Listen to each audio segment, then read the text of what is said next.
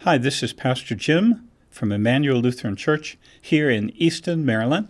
We are back with another one of our children's messages, a children's moment on Joseph and Pharaoh's dream. We've been doing the Joseph story, but we've been cut off for a couple of times with different activities for the children's moment. But we're back to Joseph's story, and hopefully we'll be able to complete it here in December. So let's go with Joseph and Pharaoh's dream. One night, Pharaoh had a dream. He saw 7 fat cows and 7 thin cows. The thin cows ate up the fat, well-fed cows, but the thin cows still looked hungry. The next night, Pharaoh dreamt about 7 fat stalks of corn and 7 thin stalks of corn.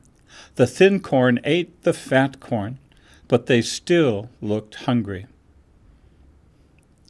Pharaoh got all his wise men and magicians, with their magic powers, to find out what the dreams meant, but none could tell him what they meant. Then one of Pharaoh's servants told him about a prisoner named Joseph who could understand the meaning of dreams. "Send for him at once," commanded Pharaoh. Joseph had been wrongly imprisoned for something he didn't do. But he continued to trust God. "God, you are always with me," he prayed. "Show me what Pharaoh's dreams mean." Joseph told Pharaoh, "God said there will be a great harvest for 7 years. Then there will be 7 years of famine. Put a good man in charge of storing food before the famine comes." "There is no one better than you," Pharaoh said. "You will be in charge of storing the food so that no one ever goes hungry." So Joseph became the most important man in Egypt after Pharaoh. Joseph was heard by God and was used to help many people live. If you remember the story thus far, Joseph had been sold into slavery by his brothers. He had been wrongly thrown into prison for doing something he didn't do.